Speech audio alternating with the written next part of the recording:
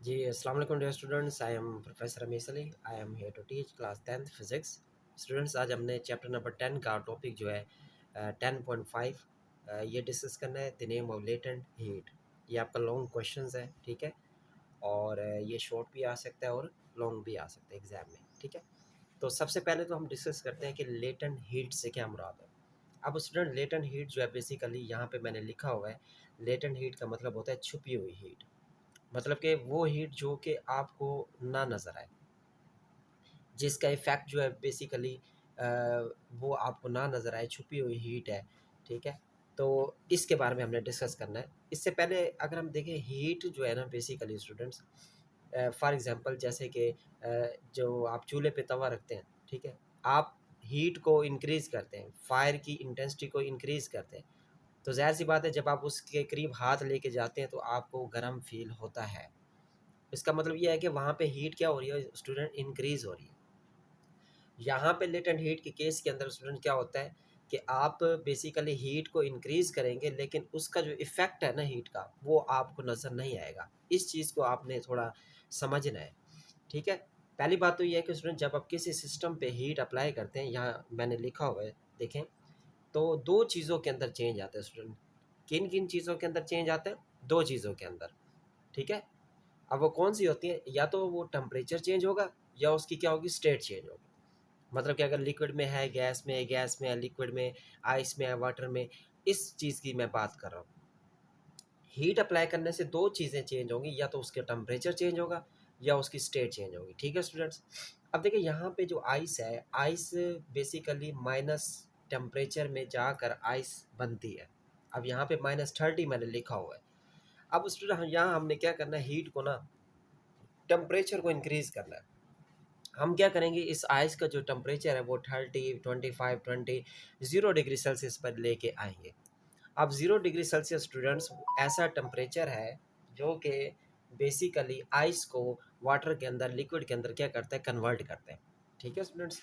अब देखिए ये यहाँ पे वाटर के अंदर कन्वर्ट हो गया, लेकिन अब आप जितना मर्ज़ी टेम्परेचर अप्लाई करेंगे, तो बेसिकली टेम्परेचर बढ़ने से ये जो वाटर है, ठीक है, इसके टेम्परेचर में कोई इज़ाफ़ा नहीं होगा। आप फिर 0 से आगे जाएँ, 10 डिग्री सेल्सियस, 20, 25, 40, 50, 60, 70, 80, ये जो वाटर है ना, वाटर का जो बेसिकली जब आप 100 पे चले जाएँगे, अब देखिए ये 0 डिग्री सेल्सियस है, आइस जो है बेसिकली वो मेल्ट होना स्टार्ट हो गई है, ठीक है, 0 डिग्री सेल्सियस पे। अब आप आगे टेम्परेचर बढ़ा रहे हो स्टूडेंट्स।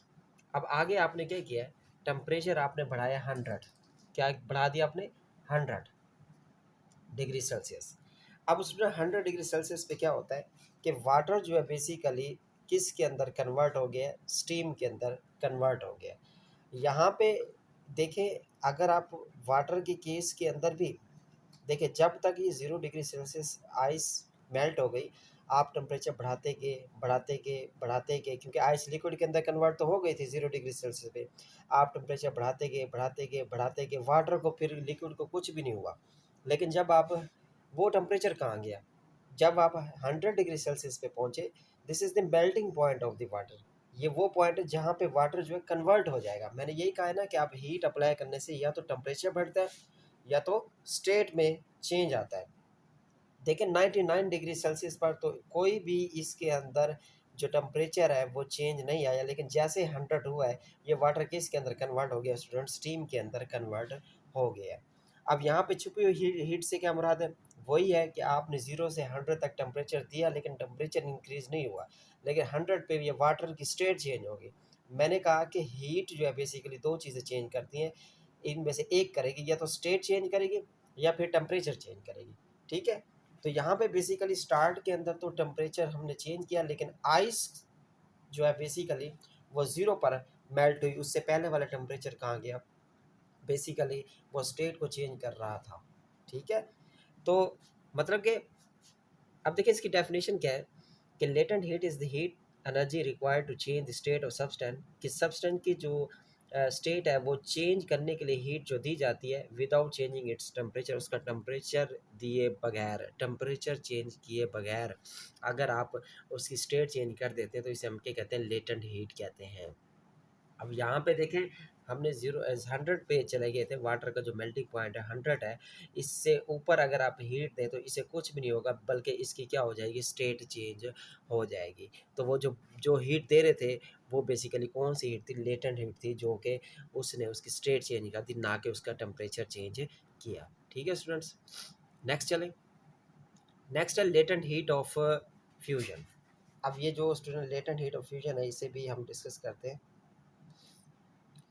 इसमें क्या कहता है कि latent heat of fusion is the heat energy required to convert 1 kg of a solid into a liquid at its melting point while keeping the temperature constant।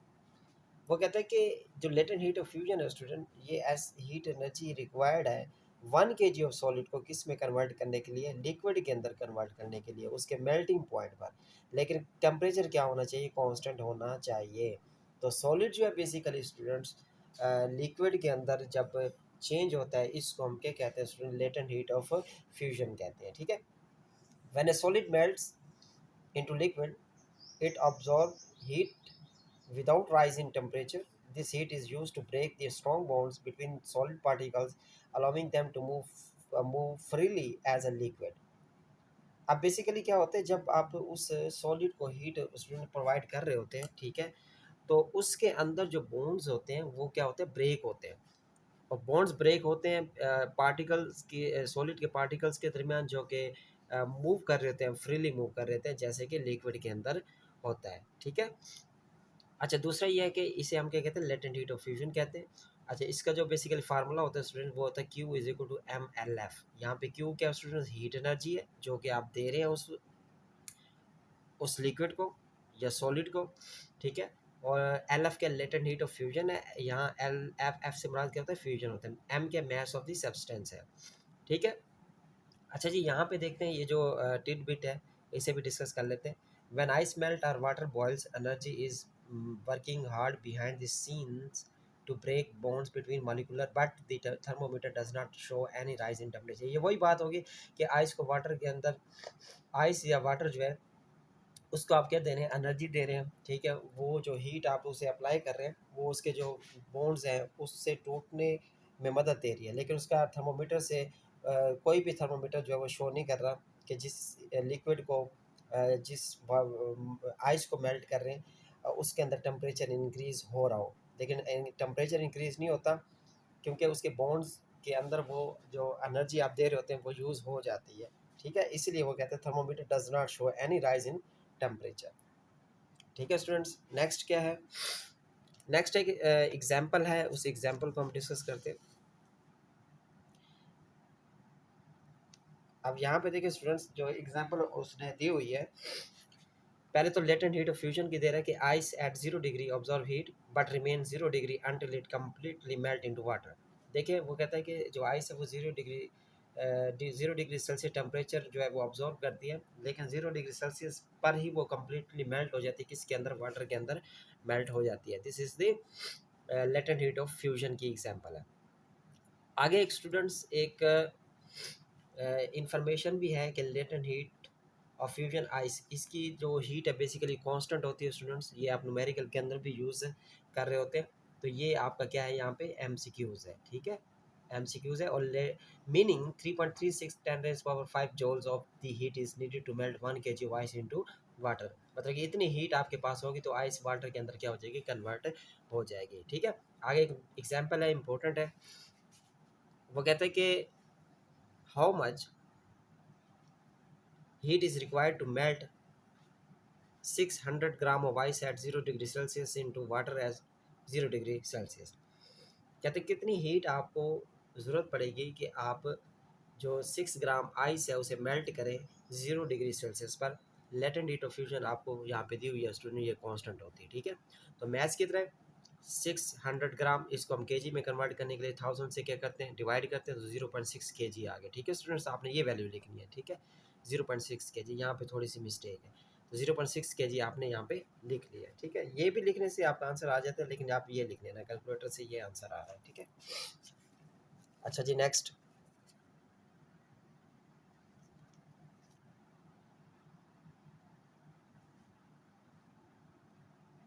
अच्छा जी नेक्स्ट देखिए, लेटेंट हीट ऑफ फ्यूजन वो भी given है आपके पास, लेकिन heat required आपने ये मालूम करना है। हीट का फार्मूला क्या होगा, आपके पास यहाँ पे अगर हम देखें एम मल्टीप्लाई एल एफ, अभी हमने पढ़ा था ना लेटेंट हीट ऑफ फ्यूजन का। तो मैथ्स कितना है स्टूडेंट्स आपके पास, मैथ्स है आपके पास ये 0.6 कर दें इसे, ठीक है। इससे फ़र्क नहीं पड़ता, आप इसे 0.6 ही कर दें। तो मैं इसके 2 ज़ीरो जो है बेसिकली वो ऐसे कर रहा हूँ, सही है। तो ये देखें 0.6 और लेटेंट हीट ऑफ फ्यूजन ये कांस्टेंट है।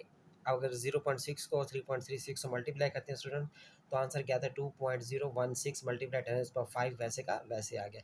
अच्छा इस पॉइंट को अगर 1 के आगे लेके जाए तो 2 डिजिट्स में ये जर्नी करेगा, ठीक है, आगे जाएगा। तो देखें ये लेफ्ट से राइट की तरफ 2 डिजिट्स आगे जा रहे हैं, तो 10⁻² आ जाएगा, ये तो आपको पता ही है, ठीक है। तो ये देखिए ये वैल्यू क्या बन जाएगी, 201 बन जाएगी, 201.6 201.6। देखिए यहाँ पे 5 ऑलरेडी था, ये 2 डिजिट्स इधर गया, 10⁻² हो गया, तो 5 - 2 कितना गया 3 हो गया, ठीक है। और 10⁻³ स्टूडेंट किसके बराबर होते हैं, किलो के बराबर होते हैं। तो ये आंसर आ गया आपके पास Q is equal to 201.6 kg, ठीक है, के ये किलो जाऊल, ठीक है। ये आपका आंसर हो गया, सही है। अच्छा जी नेक्स्ट। अब ये एक्सपेरिमेंट आपको दिखा रहा है कि जो आपने लेटेंट हीट ऑफ फ्यूजन आपने डिस्कस किया है, उसको आपने ग्राफ की मदद से भी क्या करना है, एक्सप्लेन करना है। तो देखिए एक्सपेरिमेंट में क्या कहते हैं, this involves placing small ice pieces into a beaker over a stand, suspending a thermometer to measure temperature. तो देखिए स्टूडेंट्स वो कहते हैं कि आपके पास ना आइस पीस है, ठीक है, उससे आपने बीकर में रखा है, ठीक है। और इसमें कहते हैं कि आपने ना एक आइस पीस है उसको आपने एक बीकर में रखा है, और उसके अंदर स्टूडेंट आपने थर्मामीटर लगा दिया टेम्परेचर मेजर करने के लिए। Heating the beaker causing the ice to melt, आप उसे हीट करेंगे, आइस को किसके अंदर मेल्ट कर रहे हैं। Keeping the mixture eight 0 degree Celsius until all ice melt, आप उसे 0 डिग्री सेल्सियस पे स्टूडेंट आपने क्या करना है, उसे टेम्परेचर दिए रखना है ताकि वो मेल्ट हो जाए। Not time taken from the complete melting, further heating causes water temperature to rise from 0 degree Celsius to 100 degree Celsius. आप उसे क्या करें, जब वो कंप्लीट मेल्ट हो जाए तो फर्दर आप उसे हीट दें 0 डिग्री सेल्सियस से 100 डिग्री सेल्सियस। देखिए वही बात आ गई ना 0 से 100, देखिए 0 से 100 टेम्परेचर तो आपने इंक्रीज करते जा रहे हैं करते जा रहे हैं। मैंने कहा 99 तक हो जाएगा, फिर भी उसे टेम्परेचर जो है उसका जो है बिल्कुल आपका इंक्रीज नहीं होगा। लेकिन जब आप 100 पर जाएंगे तो ज़ाहिर सी बात है वो जो आपके पास वाटर है वो किसके अंदर चेंज हो जाएगा, वो बॉयल हो जाएगा और स्टीम के अंदर चेंज हो जाएगा। क्योंकि देखें 0 से 100 तक आपने टेम्परेचर तो दिया है, उसे हम क्या कहते हैं, लेटेंट हीट कहते हैं। क्योंकि उस वक्त ना तो टेम्परेचर इंक्रीज हो रहा होता है, वो सारी हीट जो होती है वो बॉन्ड्स टूटने में, वाटर के बॉन्ड्स टूटने में उनको मदद दे रही होती है, ठीक है। रिकॉर्ड करें time for this increase, plot a temperature time graph and the calculate the latent heat of fusion of ice using collected data. अब देखिए स्टूडेंट्स यहाँ पे अगर हम ग्राफ ज़रा गौर से समझिएगा, ये आपका -3 डिग्री सेल्सियस -30 है, यहाँ पे आइस बिल्कुल सॉलिड स्टेट के अंदर है, ठीक है। तो अगर हम 0 तक जाएंगे तो आइस क्या हो जाएगी, मेल्ट हो जाएगी। आइस मेल्ट होने का क्या मतलब है कि यहाँ पे सॉलिड था, यहाँ पे क्या हो जाएगा, वाटर हो जाएगा। अब देखिए स्टूडेंट ये जो हिस्सा आपको नज़र आ रहा है, ये वाला हिस्सा जो है स्टूडेंट्स, ये वो हिस्सा है जहाँ पे आपकी जो बेसिकली आइस है वो एक लिक्विड के अंदर क्या हो रही है स्टूडेंट, चेंज हो रही है। इस हिस्से को हम क्या कहते हैं, लेटेंट हीट ऑफ फ्यूजन कहते हैं। क्या कहते हैं, लेटेंट हीट ऑफ फ्यूजन। उसमें भी ऐसा था ना जब हम पढ़ रहे थे लेटेंट हीट ऑफ फ्यूजन की, जो बेसिकली यहाँ पे आप देख सकते हैं, यहाँ पे देखें वो क्या कह रहा है कि सॉलिड का जो बेसिकली कन्वर्ट होना किसके अंदर, लिक्विड के अंदर। तो इससे हम क्या कहते हैं, लेटेंट हीट ऑफ फ्यूजन कहते हैं। तो ये जो ये ग्राफ है, ये ग्राफ भी आपको यही बता रहा है कि जो बेसिकली आइस का जो सॉलिड स्टेट है वो वाटर के अंदर जब चेंज हो जाएगा, उसको हम क्या कहते हैं, लेटेंट हीट ऑफ फ्यूजन कहते हैं। देखिए आइस मेल्ट हो गई है, ठीक है। नेक्स्ट चलते हैं, लेटेंट हीट ऑफ वेपराइजेशन को हम डिस्कस करते हैं students. Latent heat of vaporization is the heat energy needed to change 1 kg of liquid into gas at its boiling point without change in temperature. अब ये अगली बात कर रहा है, क्योंकि मैंने आपको स्टार्ट के अंदर बताया था कि आइस का वाटर के अंदर चेंज होना, फिर वाटर को और टेम्परेचर देना, स्टीम के अंदर चेंज होना। अब देखो यहाँ कहानी ये तो ख़त्म हो गई कि आपने आइस को, सॉलिड को वाटर के अंदर या लिक्विड के अंदर चेंज कर दे, इसे हम क्या कहते हैं, लेटेंट हीट ऑफ फ्यूजन कहते हैं। इसी वाटर को और टेम्परेचर देंगे, आगे ये स्टीम के अंदर, वेपर के अंदर चेंज हो जाएगा, इसे हम क्या कहते हैं, लेटेंट हीट ऑफ वेपराइजेशन कहते हैं। ठीक है, अभी हम डिस्कस कर लेते हैं।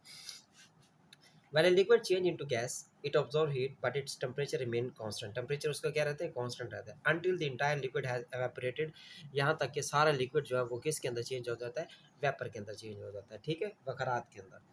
This heat is used to break the bonds between the liquid molecules, allowing them to escape as gas. देखिए स्टूडेंट, ये बेसिकली बॉन्ड टूटने में मदद करती है और क्या करती है कि वो सारी जो बेसिकली मॉलिक्यूल्स हैं वो स्कैप हो जाते हैं एज अ गैस बनकर। ठीक है, this latent heat of vaporization of water, this water की जो वेपराइजेशन जो हीट एनर्जी वो कितनी है स्टूडेंट्स, 2.26 मल्टीप्लाई 10⁻6 जूल पर केजी है।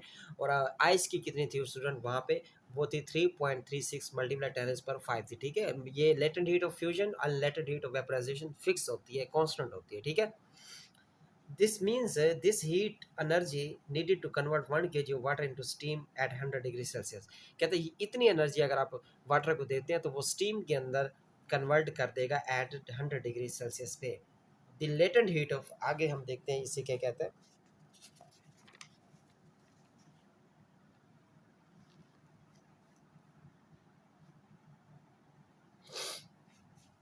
तो बेसिकली इसका जो फार्मूला होगा स्टूडेंट वही होगा कि Q is equal to M L F. Q वही हीट हो गई, एम मैस हो गया, एल एफ क्या, latent heat of vaporization, V से क्या होता है, वेपराइजेशन होता है। ठीक है स्टूडेंट, यहाँ पे भी एक एक्सपेरिमेंट उन्होंने दिया हुआ है, वो भी हम थोड़ा रीड कर लेते हैं। ठीक है, अच्छा जी, यहाँ पे देखिए कहते हैं at the end of the experiment one, the beaker contains boiling water, continue heating until at water changing into steam. Note the time which the water in the beaker takes to change completely into steam at its boiling point 100 degree Celsius. अब student यहाँ पे एक और आपके पास उन्होंने बनाया है graph, इसको भी आप देखें। मैं दोबारा आपको रिपीट भी कर दूंगा। यहाँ पे देखें -30 डिग्री सेल्सियस है, यहाँ पे जो आइस है वो सॉलिड फॉर्म के अंदर है। ठीक है, और यहाँ पे आप मैं लिख देता हूँ कि ये किसके फॉर्म के, सॉलिड फॉर्म के अंदर होती है। यहाँ पे सॉलिड, हमने इसका टेम्परेचर देखें 0 तक लेके जाना है। जैसे हम 0 तक लेके जाएंगे ये आइस मेल्ट हो जाएगी, तो ये किस फॉर्म में आ जाएगी, लिक्विड फॉर्म के अंदर आ जाएगी। इस प्रोसेस को तो लेटेंट हीट ऑफ फ्यूजन कहते हैं। अब देखिए आपने फर्दर इस लिक्विड को टेम्परेचर इंक्रीज करना है, मतलब कि इस 0 से आगे 20 40 60 80 100 आपने इंक्रीज करना है। अब देखिए लिक्विड का जब बॉइलिंग पॉइंट आएगा तब उसकी स्टेट आगे जाके चेंज होगी, अदरवाइज उससे पहले जितना भी हम टेम्परेचर हीट अप्लाई कर रहे होंगे वो क्या कहलाएगी, लेटेंट हीट कहेगी। कि लेटेंट हीट कहलाती है क्योंकि वो उस वक्त छुपी हुई हीट होती है, जस्ट उसके मॉलिक्यूल्स के जो बॉन्ड्स हैं उन्हें टूटने में मदद दे रही होती है। तो यहाँ पे देखें, आप देखें ये 20 40 यहाँ पे देख सकते हैं, फिर आगे क्या है 60, फिर 80, फिर 100 पे जाके वाटर क्या हो जाता है, बॉयल्स हो जाता है, जिसे हम क्या कहते हैं, वाटर एंड स्टीम। कि वाटर जो है बेसिकली फिर स्टीम के अंदर क्या कर रहा होता है, कन्वर्ट हो रहा होता है। अब इस प्रोसेस को आगे अगर हम देखें कि सॉलिड किसके अंदर चेंज हुआ, लिक्विड के अंदर, लेटेंट हीट ऑफ फ्यूजन कहते हैं।